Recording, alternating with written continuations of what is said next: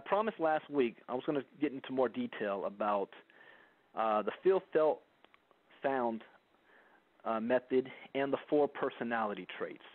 Because when you're recruiting, you have to understand it's also a psychological game, not just a numbers game. Yeah, it's a numbers game, but if you want to increase your odds, increase the results you're going to get from the numbers game, this is a step you want to master. Now, before I say this step, what do I mean by a numbers game? I'm going to give you one little key here that if you follow this method, you will be successful at no matter what you do. Here it is, as far as a numbers game. You expose your opportunity to at least 2 people a day for a year. If you do so, you're going to end up with at least over 40 personally sponsored people in your business. 2 people a day for a year. So you have 365 days in a year times 2. You're ending up with 40 personal. That means you got a whole of a lot of no's, right? That's a lot of people that said no. 600-something people that said no to you. But guess what? 40 said yes. And they signed up in your business. Now, whatever opportunity that you're doing, you look at your compensation plan. How much would you be making if you're 40 wide? And what if those 40 did the same thing you did? What would you be making at the end of the year? And it doesn't matter what opportunity you do this method with, the numbers still come out the same. The more people you talk to, the more money you're going to make. That's just a statistical fact. But let me show you how to increase the odds.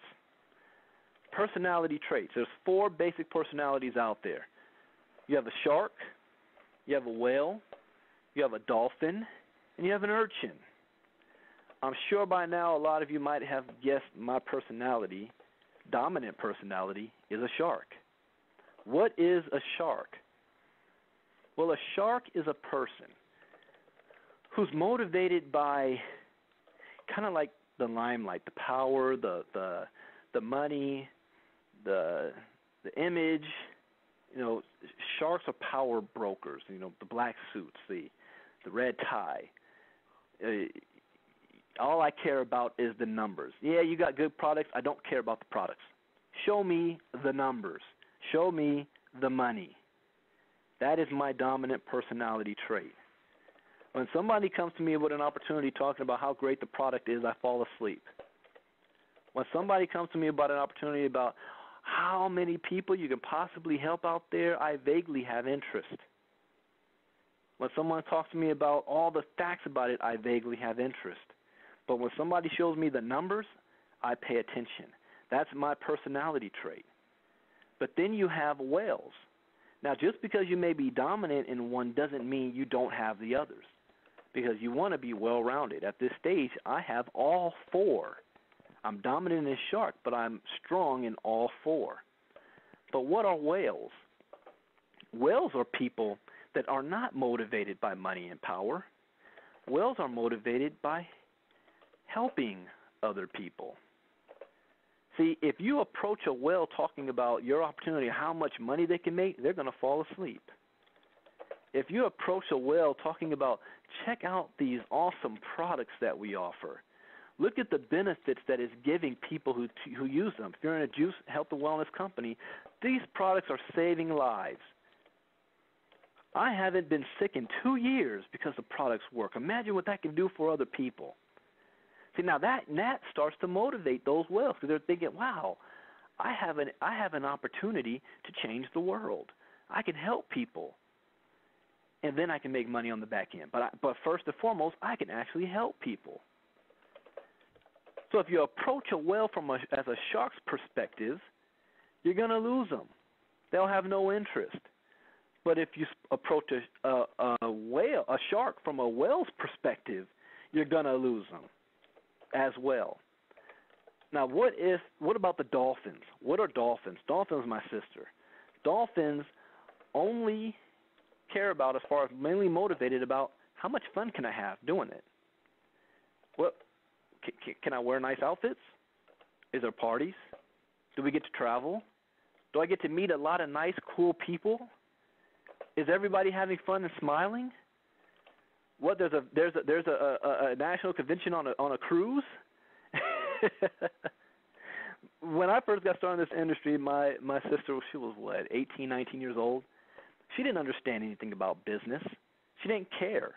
All she knew is I could travel with my brother, get suited and booted, wear nice outfits, and there's a whole lot of cute men out there that's dressed up in suits talking about business and making money. I want to be in that environment. That's all she cared about. She only joined the business for that, to have fun. Didn't matter if she was making any money or not. Didn't care. That wasn't her motivation. So those are dolphins. So if you approach a dolphin from a shark or a whale standpoint, they fall asleep. But what about the urchins? And oh, I so hate the urchins. But the urchins are very important. And the urchins, once they do sign up with your opportunity, end up making the most money because they turn into sharks.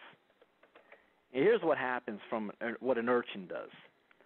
They have 1,000,001 questions about the opportunity. They will not move a muscle until they've crossed every single T and dotted every single I, even if they need to know the Social Security number of the owner of the company.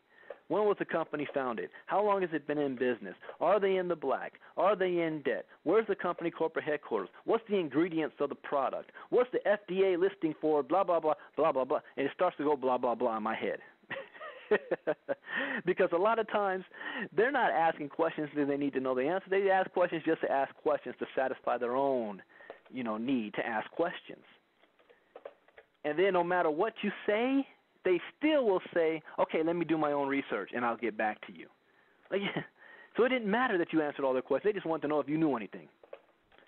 But once they do their own research and they figure it out and they get convinced, they turn into sharks because they have confidence. They're confident in what they're doing now. They're confident in what they're talking about. They know that I can speak on this, and I'm confident that I have backup of what I'm saying. They're definitely afraid of not being prepared. They are prepared, and they go out and blow up. They just take forever, and they take up a whole lot of time. And my personality trait is always at odds with urchins because I'm the opposite. I'm the type of person that likes to figure it out as I go. Every opportunity I'm in, I jump in, I make a couple $1,000s before I even understand completely the compensation plan.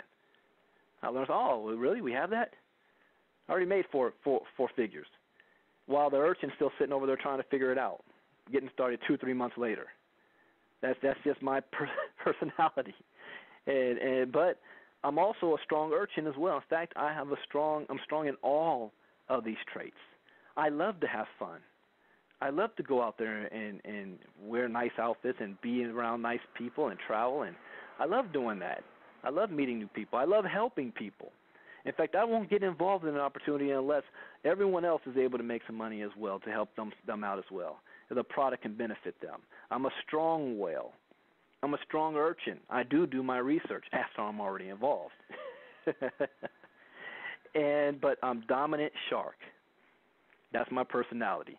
So why am I sharing all of this with you? Well, first thing is identify what your dominant personality is. Know what you are. Then you will be able to, when you're talking to people, you'll be able to identify what personality they are. And that's so important because once you're able to pick out what their personality type is, then you'll be able to know how to approach them.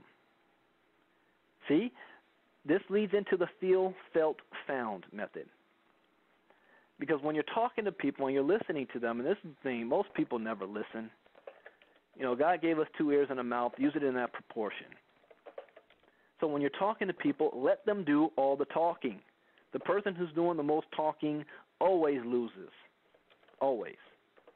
Let them do all the talking. You'll find out later that they think that you're the greatest conversationalist and you didn't even say anything. You listen because people love to talk and they love to talk about themselves. What most people do in a two-way conversation is they wait for the other person to shut up so that they can get their point of view in. Scratch that out of your brain and actually listen to what they're saying. They're going to tell you everything about themselves and what they want. And you can tell that they're well. Then you can say, you know what, in our opportunity, we're able to help so many people. We're able to help change lives. that's going to pique their interest. Their guard goes down. When they're talking about, oh, yeah, I want to be a millionaire before I'm 40. Yeah, and our opportunity, our compensation plan is so great that you can be making six figures a month before the year is out. When you're talking to somebody that's a nurse and you say, you know what, this company made $500 million in just a few years off the real estate division alone. This company has a great foundation, international, multiple industries under one roof, or whatever company you're in. You start giving the facts, undeniable proof. That starts getting the urchin's attention. But here's the feel, felt, found method, and I don't think I need to make a slide for that for next time. The feel, felt, found method is just this. Every single politician in the world has mastered this. Priests, bishops have mastered this. All people of influence have mastered this. I learned it over 10 years ago from a gentleman named Steve Carter, who is the #1 money earner in a company called 5 Links. He's the first time I heard this method from, but I've heard it from many people since then. But he was the first, and it really stuck to me. See, when you're having a conversation with people and you're just asking them, you ask them questions. So what's going on in your life? Where do you see yourself 5 years from now? What are you doing?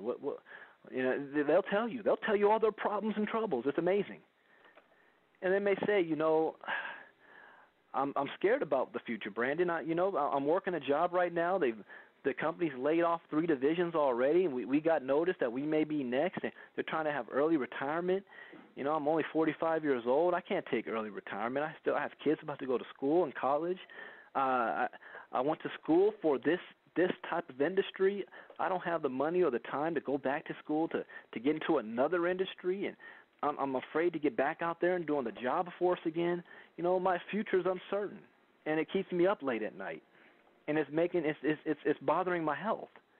So when you hear that, instead of saying, wow, you really need to get into my business, because if you get into my business, we can solve those problems, the answer's going to be no. But if you say this, I understand exactly what you're going through. What does Bill Clinton always say? I feel your pain. He's able to connect to people. That's why he was so successful. I feel your pain. I understand. I'm listening to you. I'm taking in what you're saying to me and processing it. Not only that, then you say, I felt the same way too at one point. So now here's where the connection is made. You have a shared experience. I tell people, I was at that same point at one time as well. I went to school, spent a whole lot of money on school, and I was in corporate America, and no fault of my own, I got laid off. And I was scared. I didn't know, for that, what's going to happen to your future. Your future is uncertain. So not only do I understand what you're saying, but I went through the same thing. Now, let's say you didn't go through that experience. I guarantee you know somebody whose story is similar. So when you say, I understand, I feel your pain because I have a friend or I have a buddy or I know somebody in my company who went through the same thing you did. The connection's there. Then here comes the solution. Instead of saying, I have a solution for you, you say, here was the solution for me. Or here is what the solution was for my friend who was in the same position as you. We found out that we got part of this one opportunity. And very quickly, we were able to match the income we were making on our job. So we didn't lose a beat in income. In fact, after a couple of years, this gentleman is making more money than he ever made on his job working from home. He's able to pay for his kids to go to school. He's able to fund his own retirement. He's not worried about getting laid off. And he found his way out. Now, psychologically, the other person that you're talking to, see, people like to buy. They don't like to be sold. So they're listening to this and say, wait, if their situation was the same as mine, and they found a solution, that means that solution may work for me. So you know what comes out of their mouth next? Well, what is it that they're doing? Or what is it that you do? Tell me a little bit about it. See, the guard is down. I said, well, I'd be happy to tell you about it. In fact, I'd be happy to introduce you to that person who has a similar background as you. This is why it's also important to know who your team members are. That's why our team calls are so important, so that you can hear other people's story. Because I guarantee you, you're going to run into something similar out there and that you can share. It's very, very important. This is what separates individuals who can sponsor 15 to 20 to 100 people than other people who can only sponsor 2 or 3. This is what separates the Richard Trotters, the Sheila McNeils, from everybody else. Feel, felt, found. People like to buy. They don't like to be sold. Know their personality traits.